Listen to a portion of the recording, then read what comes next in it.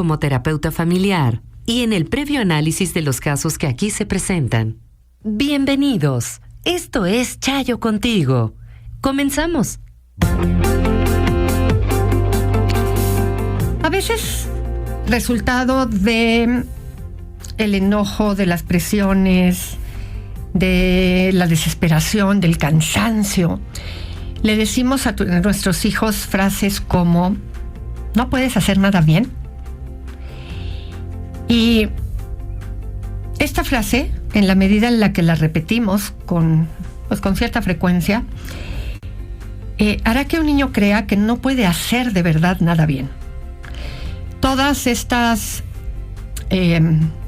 palabras que utilizamos, que son totalizadoras, siempre, nunca, todo, nada, hacen un gran daño, porque por una parte nos sentimos atacados, pero por otra parte, y es en lo que vamos a poner atención hoy, en este momento, es en la nulificación de la persona, y más cuando esa persona está creciendo y el punto de referencia es lo que los adultos decimos, sobre todo esos adultos que somos la base, la figura de cuidado principal, como podrían ser los padres, o en el caso de padre, madre soltera, o de los abuelos que cuidan, o de el tío, en fin, aquellos que están en el día a día, los maestros, en fin, todo esto que se vuelve esa persona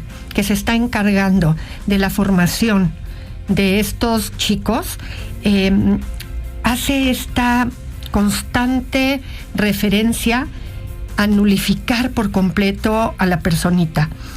Y el abuso de este tipo de vocabulario tiene como objetivo hacer que el niño se esfuerce más, pero no funciona de esa manera. Una vez que un niño oye algo en ese sentido, dejará de creer en sí mismo. Y no hay persona más peligrosa que aquella que crece creyendo que no vale. Va a arruinar por completo su autoestima, puede incluso provocar autodesprecio, y cuando un niño escucha algo así, comienza a creer, cuando se da constantemente, que eso es verdad. Y luego se esforzará por superar sus expectativas, las de esos adultos que se lo están diciendo, que creen que no puede hacer nada bien. Y ese proceso se va a volver especialmente complejo. Hay algunos niños que en general tienden a ser retadores, como parte de su estilo de personalidad, y cuando eso sucede, en alguna medida les va a servir como un empuje para demostrar lo contrario. Y puede ser que salga adelante, pero el problema es con cuánto enojo, con cuánto rencor va a crecer y cómo podrá dañar a los que vienen abajo, ¿no? Es decir, a sus propios hijos, a sus propios, a su propia pareja. ¿Qué va a ir pasando a lo largo de la vida? Porque va a ir salpicando, creyendo, si logra tener éxito, que solamente se logra así, minimizando, devaluando al otro, porque lo que hacen es decir, mira, ¿no? Si yo pude y así salí adelante, pues entonces va a empujar al otro de esa misma forma. Así es que, aunque esa persona salga adelante por esto, pues imagínate lo que va a pasar con el que viene abajo. Así es que aguas con esta manera de estar generando este tipo de situaciones.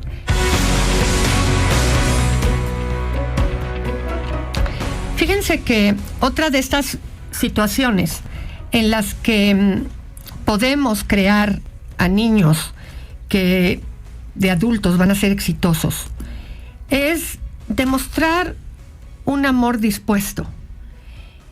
Porque la base de una autoestima saludable es el cimiento sobre el que se construye una autoestima sana y una base segura para que los niños exploren el mundo.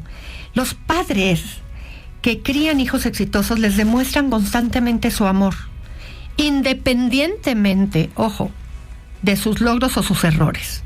Y esta parte es bien importante cuando lo estamos generando y lo estamos haciendo, porque es muy frecuente que cuando los niños se portan mal y son regañados, en algún momento del esquema, ellos llegan a pensar que son más amados o menos amados dependiendo de cómo se portan. Y eso tiene que quedar perfectamente establecido en el contexto de cuando ellos van a producir o van a creer que el amor es indistinto, independiente, a si se portaron bien o si se portaron mal. Papá y mamá educan en función de cómo te portas. Te portaste mal, te tienen que corregir. Te portaste bien, te lo van a reconocer. Pero el amor sigue igual, sigue intacto. Y eso tiene siempre que estar presente. Y aquí viene una parte bien importante con respecto a la expresión del amor. ¿Cómo expresamos el amor de manera verbal y física? Decir te quiero, dar abrazos, besar a nuestros hijos, mostrar cariño físico, son formas sencillas y muy poderosas de expresar cariño. Sin embargo, hay niños, hay adolescentes a los que no les gusta el contacto físico como una forma de expresión. Y, dicho sea de paso, siempre hay que pedir permiso, sobre todo por toda esta circunstancia que se presenta constantemente por el efecto o el impacto que hoy hay alrededor del abuso sexual.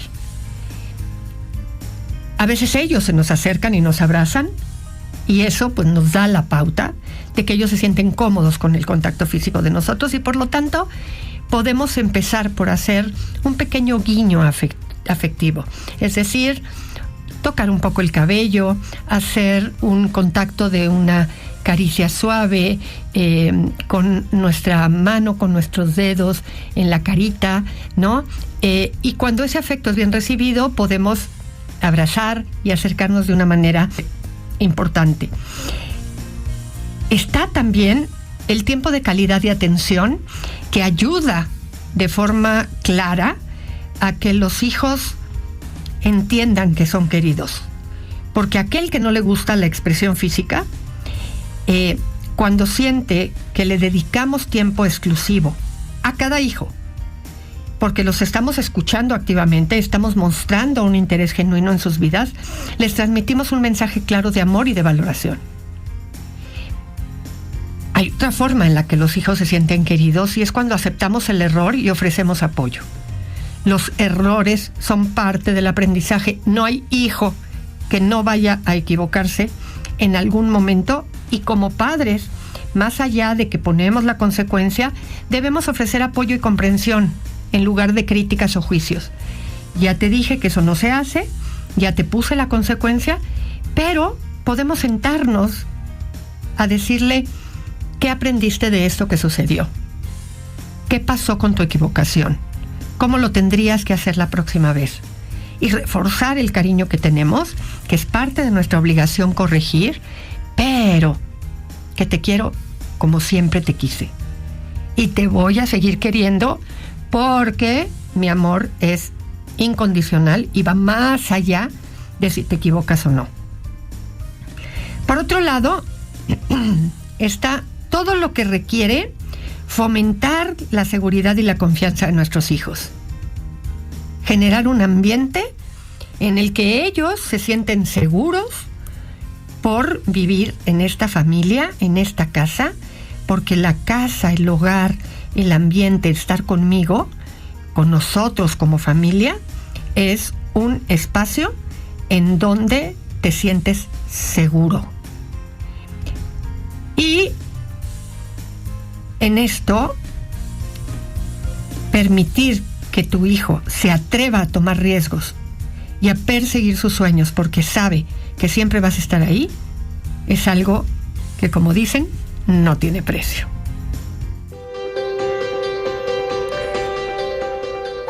En días recientes platicábamos sobre las razones ocultas que pueden tener los hijos que son violentos con sus padres.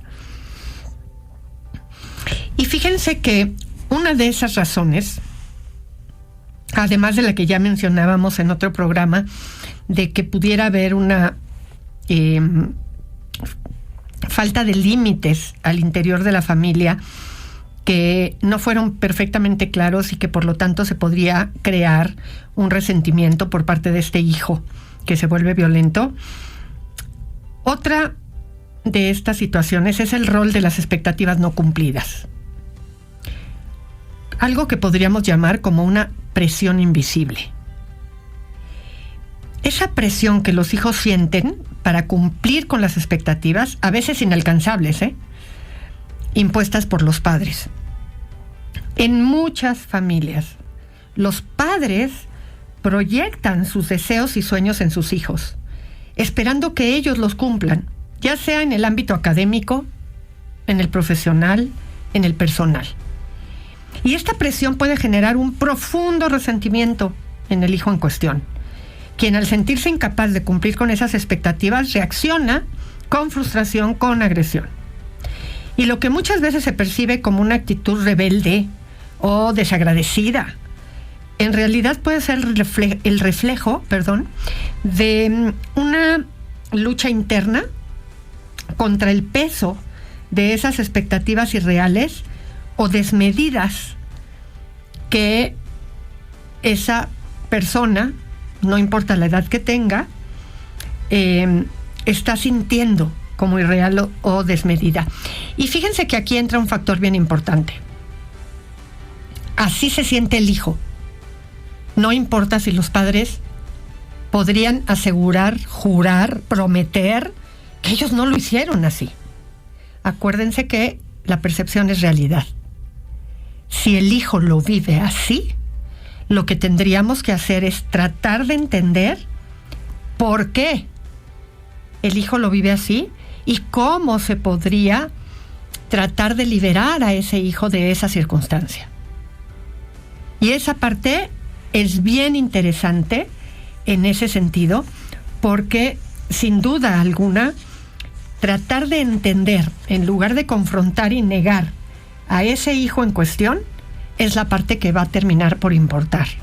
Sobre todo si los padres están interesados en poder entender qué es lo que le pasa a ese hijo y querer acercarse nuevamente de una manera más saludable y amigable. Y por supuesto, como les prometí hace días, seguimos hablando de los colores. Y dentro de los colores neutros, que así es como se consideran, además del blanco está el gris. Y fíjense que el gris está asociado con el conformismo. Esta sutil combinación entre el blanco y el negro es lo que da resultado al gris. Una tonalidad que está en el rango de las menos preferidas entre la población, pero tiene su particularidad. Desde la perspectiva de la mentalidad cromática, es un color que debate mucho entre las emociones positivas, las neutras, y es un poco más incómoda. Y es que el gris transmite cierta sensación de imparcialidad, al no ser ni muy brillante ni muy oscuro. Y entonces evoca percepciones de sobriedad, lo que es aprovechado en el mundo de la moda, que le atribuye cierto grado de elegancia, pero en una esfera un poco más negativa, los escenarios en los que domina el gris producen melancolía y tristeza.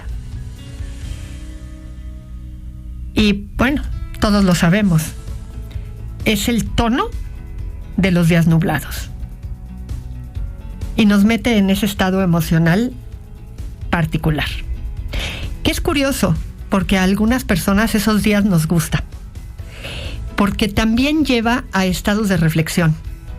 Pero a otros los lleva más a la tristeza y no, no gusta.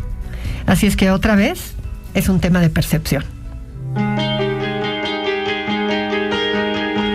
Y bueno, por último vamos a platicar un poco de cómo prevenir rupturas inesperadas. Fíjense que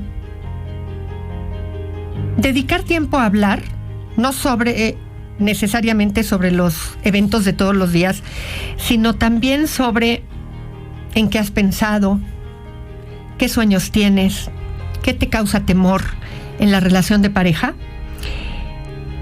favorece la conexión emocional y va más allá de esas actividades que hacemos juntos.